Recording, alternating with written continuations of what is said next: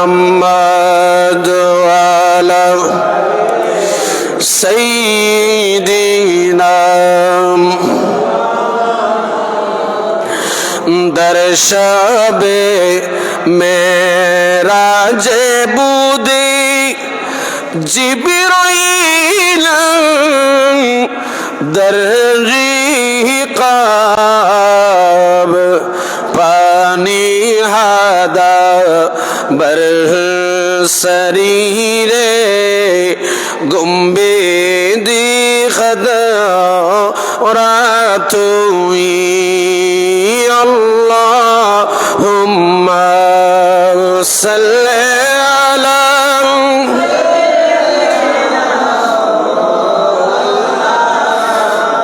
محمد وعلى آله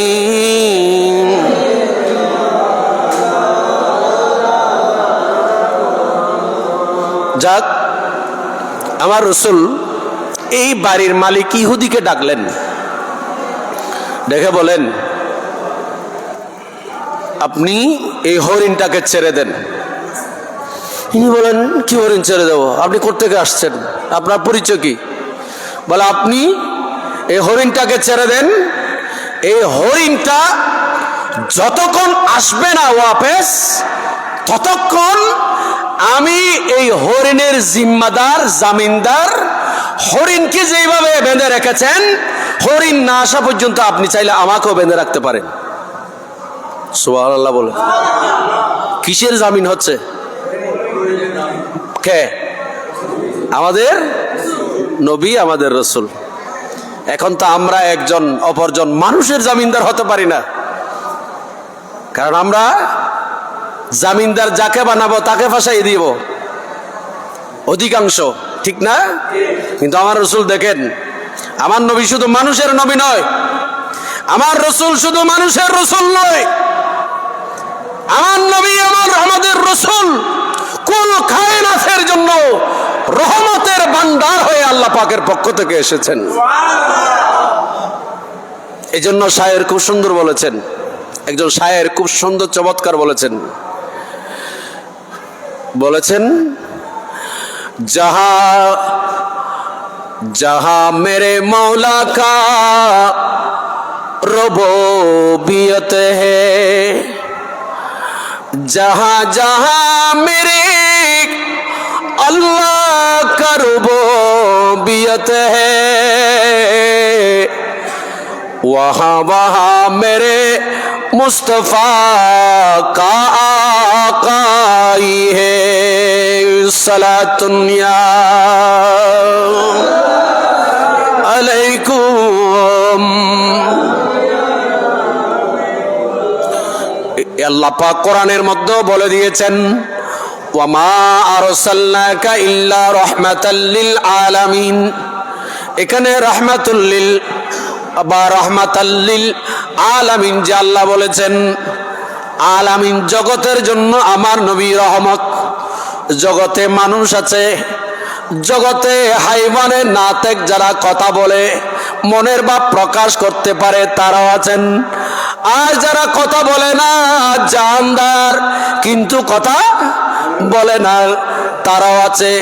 কীট পতঙ্গ আছে, তরুলতা, আল্লাহ পাকের যত সৃষ্টি জগৎ আছে, সমস্ত সৃষ্টি জগতের জন্য আমার দয়াল নবী হচ্ছেন রহমত। রহমত, रहमत वाला आया नबी है, धूम मची है, धूम मची है। अल्लाहुम्मा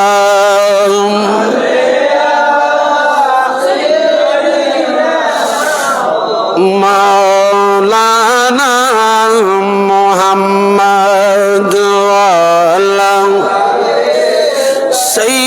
सैयदीना।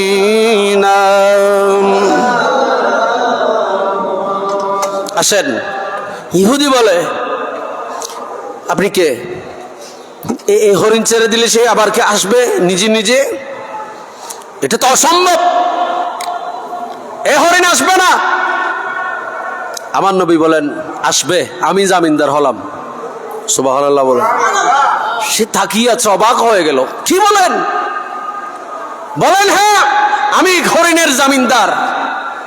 এ হরিণ বিক্রি করে আপনি যা পেতেন, হরিণ না আসলে সেই জামিনদার আমি হলাম। সেই কিমত, সেই অর্থ, সেই দিন আর সে দিরহাম আমি আপনাকে ব্যবস্থা করে দেব।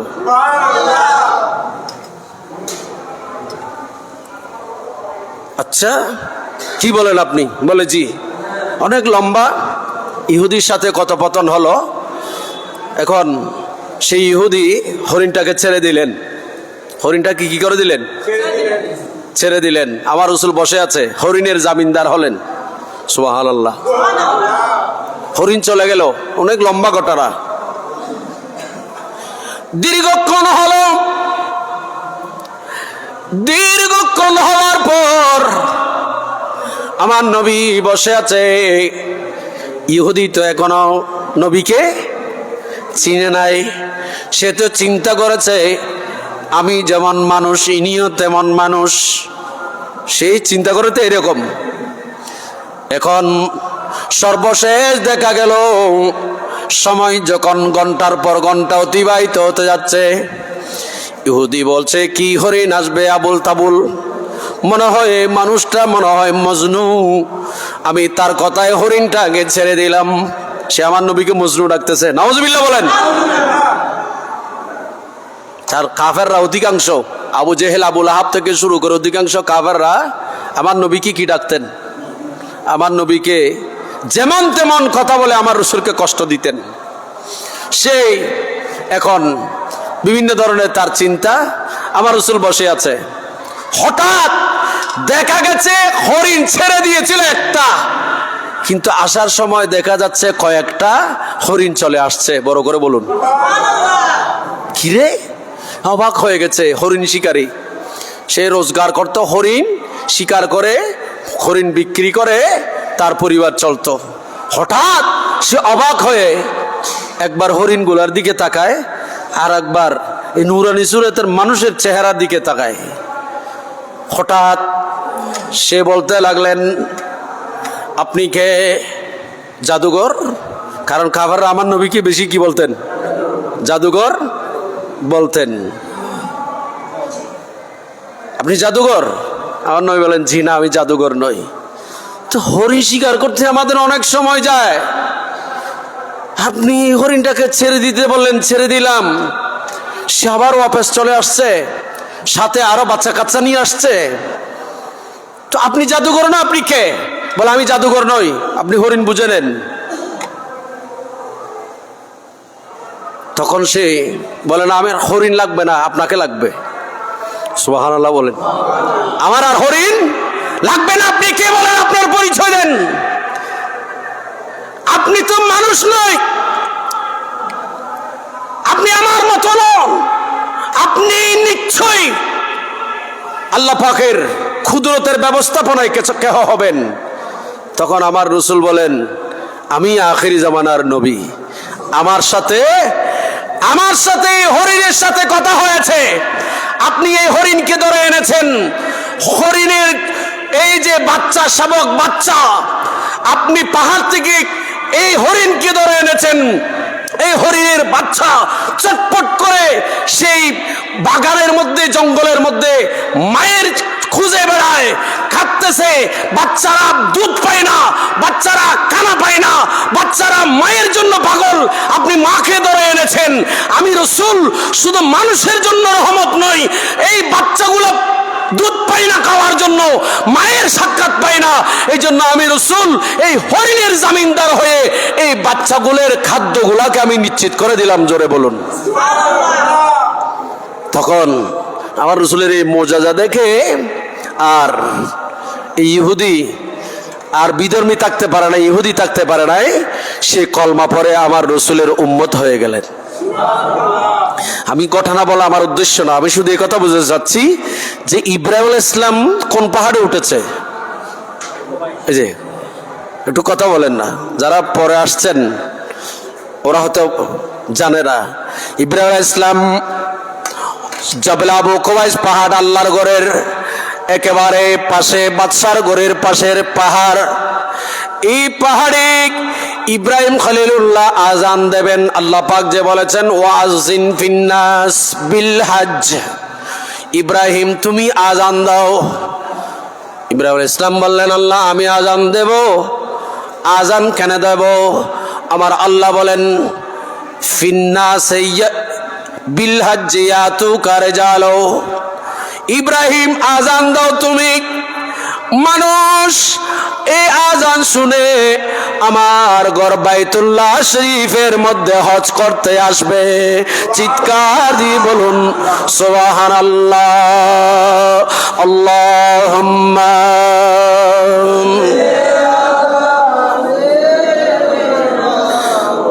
মাওলানা মুহাম্মদ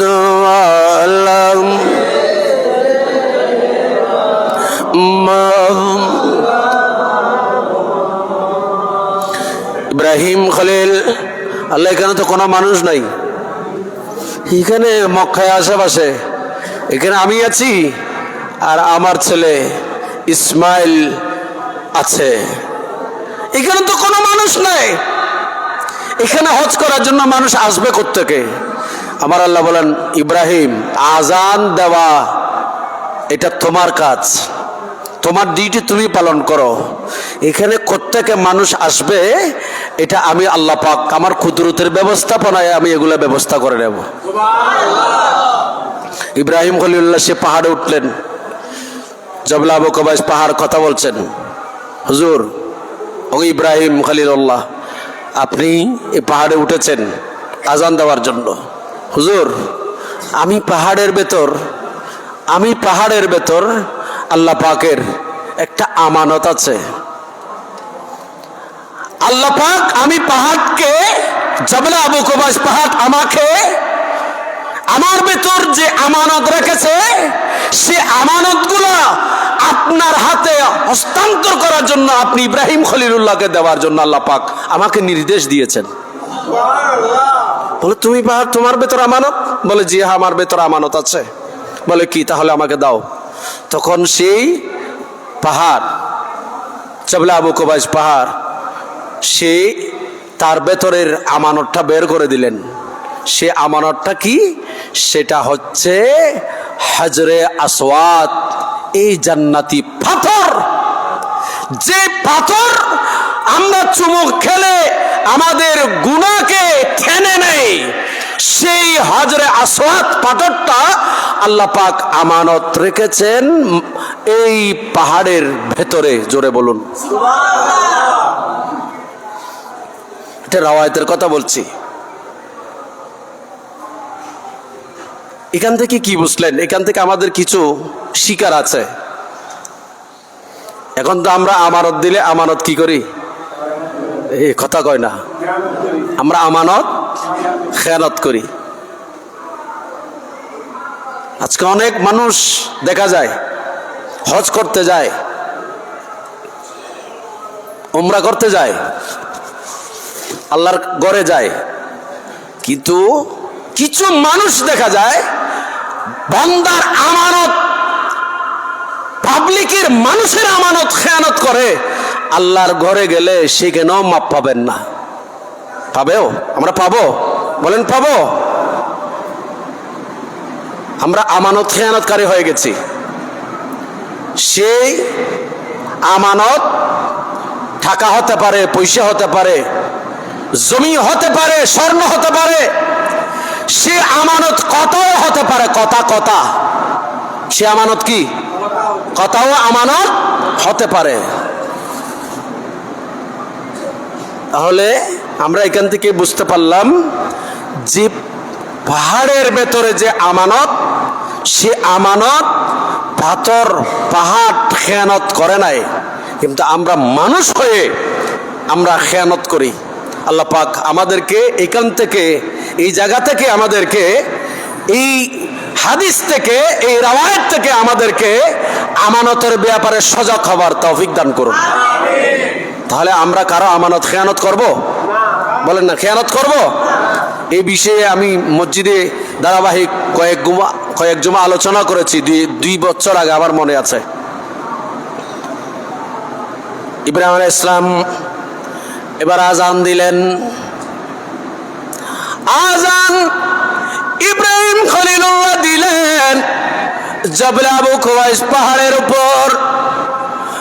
এবার এই আজানের ধ্বনি আমার আল্লাহ পাক আজ্জা ওয়া জাল এই আওয়াজটাকে রব্বুল আলামিন পৃথিবীতে ইব্রাহিম খলিলুল্লাহর যুগে আমরা ছিলাম না, আপনারা ছিলেন না, আমাদের বাপ দাদা পরদাদা এরা কেহ ছিল না। আমরা সবাই আলমে আরওয়ায় ছিলাম। রুহে জগতে আমার রূহ ছিল, আপনার রুহে জগতের মধ্যে ছিল।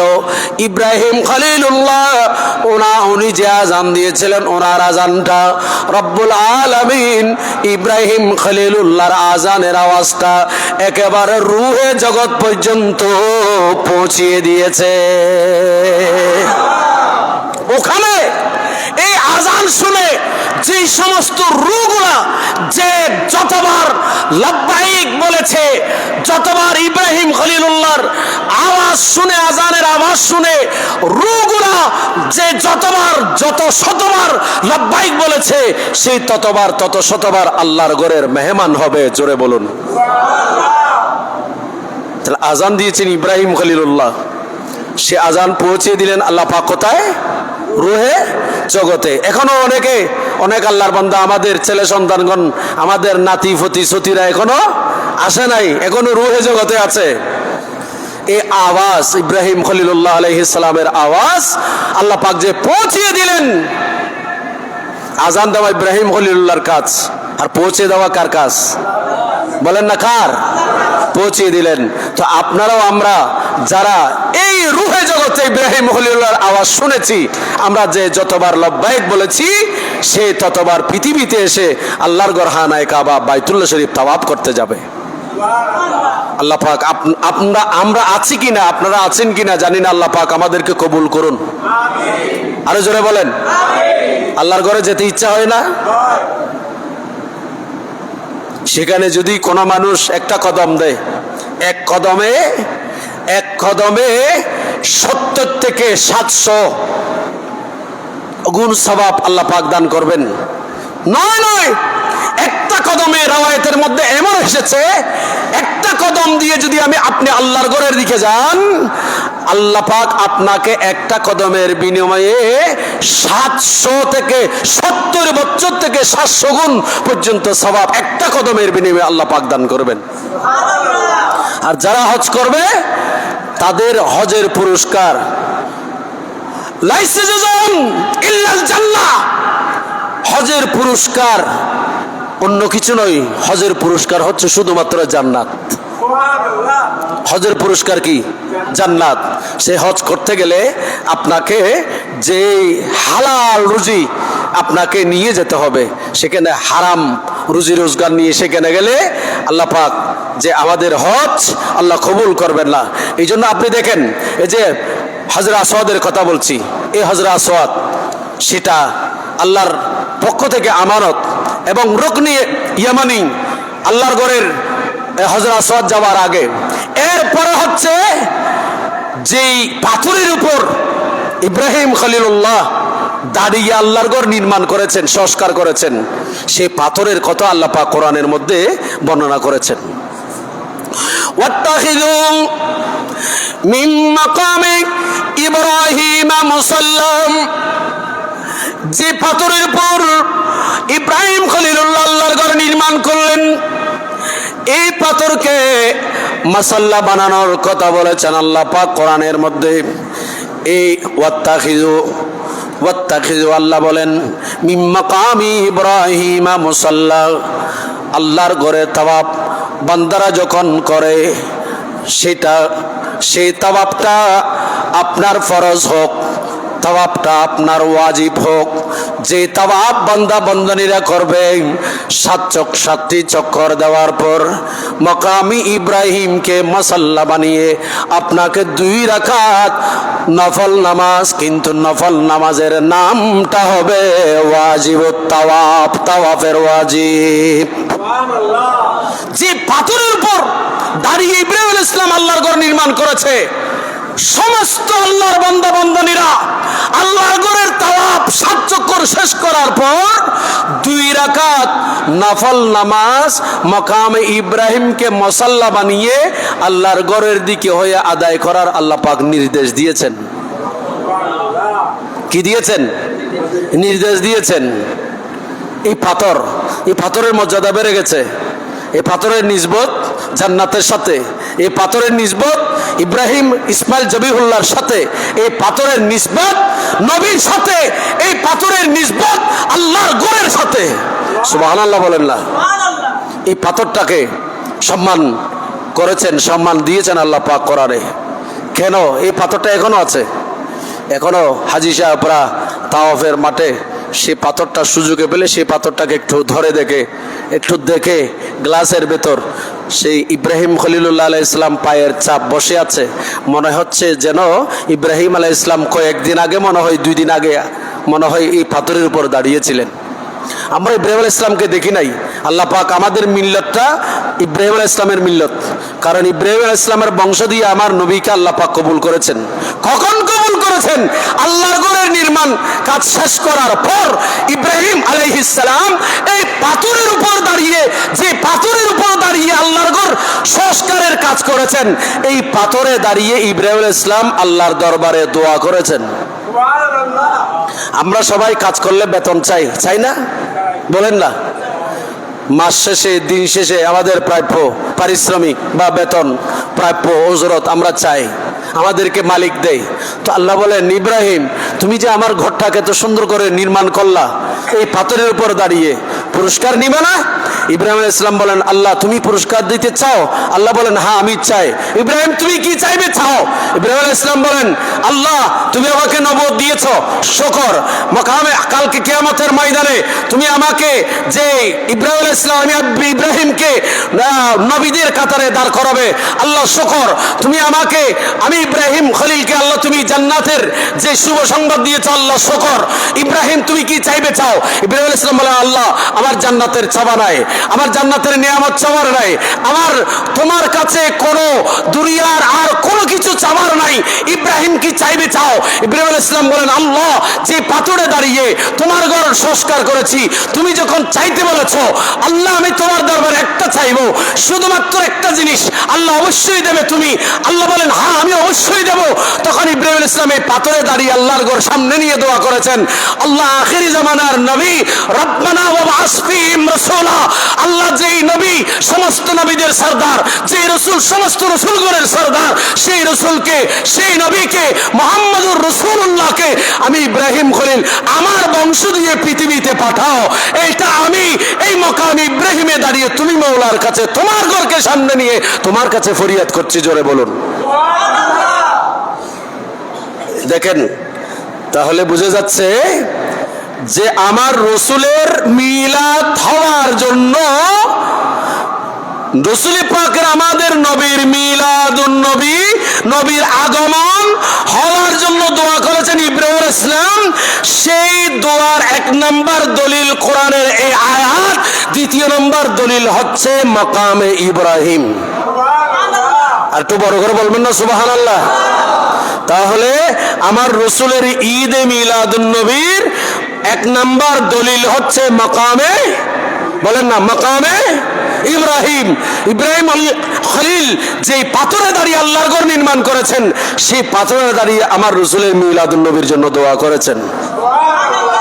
আর এই পাথর কিয়ামত পর্যন্ত যত আল্লাহর মেহমানগণ আল্লাহর ঘরে তাওয়াফ করবে 7 চক্কর করার পর, এই পাথরকে মুসাল্লা বানিয়ে 2 রাকাত ওয়াজিবুত তাওয়াফ নামাজ পড়তে হবে। আল্লাহর ঘরের ফজিলত, মাকাম ইব্রাহিমের ফজিলতের ভেতর আমার রসুলের শান দেখেন। সুবহানাল্লাহ বলেন না? তাহলে যেখানে আমার রসুলের আগমন, এটা ইব্রাহিম খলিলুল্লাহ আলাইহিস সালামের মাধ্যমে করেছেন। ইব্রাহিম খলিলুল্লাহ আলাইহিস সালামকে আজান দিয়েছেন, আর আমার আল্লাহ বলেন ইব্রাহিম তুমি আজান দাও, আসবে মুহাম্মদুর রাসূলুল্লাহ, যার আগমন ইব্রাহিম তোমার বংশ দিয়ে চেয়েছে, আমি কবুল করলাম। এই নবীর বংশ, এই নবীর আওলাদ, এই নবীর উম্মতগণকে দিয়ে আমি আল্লাহ কিয়ামত যতদিন হবে না ততদিন পর্যন্ত ইব্রাহিম তুমি যে এই ঘর সংস্কার করেছো, এই ঘরকে আমি আল্লাহ আমার হাবিবের উম্মতদেরকে দিয়ে তাওয়াফ করাবো। তো কিয়ামত পর্যন্ত এই তাওয়াফ চলতে থাকবে। শুধু এখানে নয়, পৃথিবীতে নয়, 7 আসমানে, রাওয়ায়াতে আসছে 7 আসমানে 7টি আল্লাহর ঘর আছে। কয়টা? এখানে আমরা তাওয়াফ করি, উপরে ফেরেশতারা তাওয়াফ করে, এইভাবে হতে হতে হতে হতে আরশ আজিম পর্যন্ত, আরশ আজিম পর্যন্ত আল্লাহর ঘরে তাওয়াফ ফেরেশতারা করে, জিন্নাতরা করে, মানুষরা করে। অনেক লম্বা আলোচনা। যখন নূহ আলাইহিস ইসলামের প্লাবন হয়েছিল, নূহ আলাইহিস ইসলামের প্লাবন হওয়ার সময় হানায়ে কাবা এই জায়গায় ছিল না। আমার আল্লাহ পাক আযজা ওয়া জাল এটাকে উপরে উঠাই নিয়েছেন। সুবহানাল্লাহ বলেন না? এটাকে উঠাই নিয়েছেন। 7 আসমানে একসাথে তাওয়াফ হচ্ছে, এখানেও হচ্ছে, কিয়ামত পর্যন্ত হতে থাকবে। এরকম একটি ঘর আল্লাহ পাক, এই ঘরের যারা মেহমান হয়েছে আল্লাহ পাক তাদের সাথে আমাদেরকে কবুল করুন। কি দিয়েছেন আমাদের সবাইকে আল্লাহ পাক আযজা ওয়া জাল আল্লাহর ঘরের মেহমান হওয়ার, মেহমান বনার তৌফিক দান করুন। আল্লাহুম্মা সাল্লি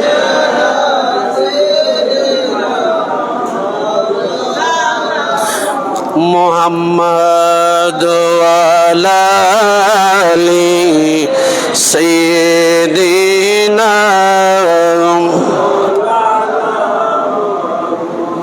সকল নবীর সেরা নবী, প্যারা নবী,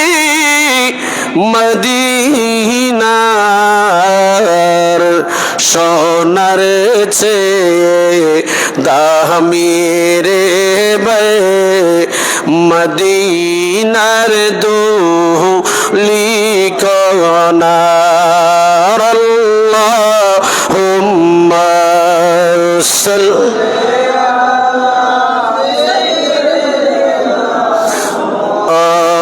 আলা মুহাম্মাদ ওয়া আলি সাইয়্যিদিনা।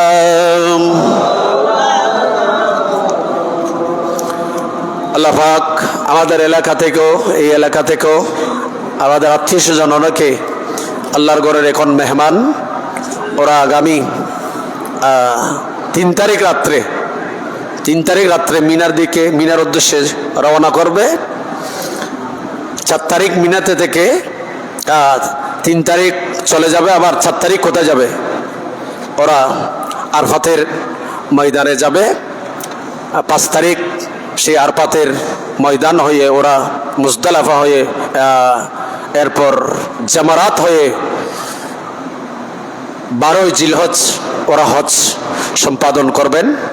আল্লাহ পাক আমাদের দেশ থেকে, পৃথিবী থেকে যারা যেভাবে আল্লাহর ঘরের মেহমান হয়েছে, আল্লাহ পাক সবাইকে সুস্থতার সাথে হজ্জে মাবরুর নসিব করুন, আমিন।